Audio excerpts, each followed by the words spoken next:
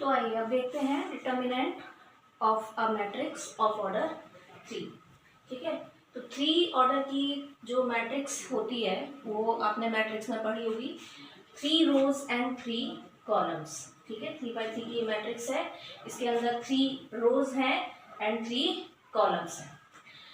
अब इसका आपको डिटर्मिनेंट लिखना है, तो सबसे पहले तो ये देखिए कि थर्ड ऑर्डर की मैट्रिक्स का डिटर्मिनेंट निकालने के लिए आपको सेकंड ऑर्डर की मैट्रिक्स का डिटर्मिनेंट निकालना आना चाहिए। ठीक है, यानी थर्ड ऑर्डर की मैट्रिक्स का जो डिटर्मिनेंट है वो सेकंड ऑर्डर की मैट्रिक्स के डिटर्मिनेंट का यूज करके होगा। ठीक है, आइए देखते हैं कैसे। मान लिया कि ये है मैट्रिक्स और इसके डिटर्मिनेंट को हम डिटर्मिनेंट ए इस तरह से लिखेंगे। अब देखिए करना क्या है, आपको कोई भी एक रो या कोई एक कॉलम सेलेक्ट करना है। ठीक है, कोई भी एक रो या कोई भी एक कॉलम अपनी श्रद्धा से आप सेलेक्ट कीजिए। ठीक है, और इसमें भी आप वो रो या उस कॉलम को सेलेक्ट कीजिए जिसमें मैक्सिमम नंबर ऑफ जीरोज हैं। ठीक है, आप उस रो या उस कॉलम को सेलेक्ट करो which is having more number of zeros. ठीक है, तो मान लीजिए हम ले रहे हैं फर्स्ट रो, तो सबसे पहले तो इसको हम लिखेंगे एक्सपेंडिंग अलोंग रो 1। ठीक है, तो वैल्यू ऑफ डिटर्मिनेंट जो आपको मिलेगी, देखिए क्या, अब देखिए फर्स्ट रो हमने सेलेक्ट की है। ठीक है, इस रो को हमने सेलेक्ट किया है ना। इसका पहला एलिमेंट क्या है, A1 1। ठीक है, अच्छा उससे पहले आपको एक और चीज ध्यान रखनी है कि इस रो की पोजीशन क्या है, इस एलिमेंट की पोजीशन क्या है। तो आप देखिए A11 ये फर्स्ट रो में है एंड फर्स्ट कॉलम में है। ठीक है, तो आप क्या करेंगे, A11 से पहले -1 की पावर इसकी रो और कॉलम की जो पोजीशन है उसका सम कर देंगे। ठीक है, यानी -1 की पावर 1 + 1। फिर आप इस एलिमेंट को यहां लिखेंगे और उसके बाद आपको क्या करना है, ध्यान से देखिए, ये एलिमेंट जिस रो और जिस कॉलम में है, ठीक है, you have to delete the row and column in which this element is lying. Got it? Again take one element. Let first we take A11. ठीक है, then multiply it by -1 raised to the power sum of the row and column in which it is positioned, and then delete the row and column, and then what you get? You get these 4 elements. So place them in the form of determinant. A22, A23, A32, A33. Got it? है ना? Now come to next element. Next element is A12. Okay? Next element is A12. तो आपको delete करने का मतलब ये नहीं है कि आपको ये मेरी तरह से रब करना है बार बार, आपको सिर्फ ये ऑपरेशन 1 में, डिलीशन वाला जो है वो 1 में आपको करना है। ठीक है, अब हम लेते हैं एलिमेंट A12। ठीक है, बीच में आप ऐड का साइन, एडिशन का साइन रहेगा, फिर से -1 की पावर, अब इसकी पोजीशन क्या है, 1 2, first row and second column, so 1 + 2। Got it? Now take this element in multiplication, A12.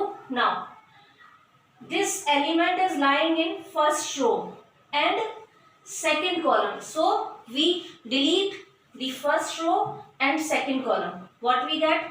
A21, A23, A31 and A33, and convert it to determinant. And in the same way, now we come to element A13. 13 means -1 to the power 1 plus 3. Okay, now A13 is lying in first row and third column. So now you will delete first row, okay, and the third column. What will you get? A21, A22, A31, A32, and convert it to determinant. Okay, now we solve it. What we get? Minus 1 to the power 2 means minus 1 की power 2 means plus 1. So you get A11. Now you have already learned how to expand the second order determinant. हाँ, इन दोनों का cross multiply minus इन दोनों का cross multiplication. So you get A22 A33 minus A23 A32. Okay, now minus 1 raised to the power 3 means minus. हाँ, सो A12 फिर से cross multiply minus cross multiply. So you get A21 A33 minus A23 A31. Now come to this. Minus 1 raised to the power 1 plus 3 means 4. So you get it plus. So plus 1 then plus A13 A21 A32 A21 A32 minus A31 A32 A31 A22. So this is the expansion of the matrix. This is the expansion of the determinant of the matrix of order 3 along R1. Along R1. ठीक है, अब आप ये बताइए कि इसके expansion के लिए आपके पास कितने ऑप्शंस हो सकते हैं. You can expand it along R1. First option. We can expand it along R1, along R2 or R3. 3 options are there for rows, है ना? And also we can expand it along C1, C2 और C3. ठीक है, तो आपके पास third order की determinant को expand करने के लिए 6 ऑप्शंस हैं. You can choose any one of them, either of the 3 रोज और any one of the 3 columns. Okay, और सबसे बड़ी बात है कि result will be same. Result will be same. Definitely the result will be same. There will be no difference whether you take C1 or you take R2. Got it? Okay.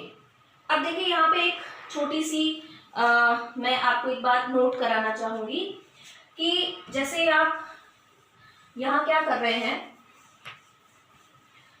यहाँ पर आप ये -1 raised to the power 1 plus 1 means if you are taking aij element, then how are you determining the sign? -1 raised to the power I plus j, रो की position plus column की position. ठीक है, और -1 की पावर उसको हम कर देंगे तो ये हमको मिलेगा. अब देखिए ये बार बार इसको करने से अच्छा है कि हम इसका कुछ शॉर्टकट निकालें, है ना.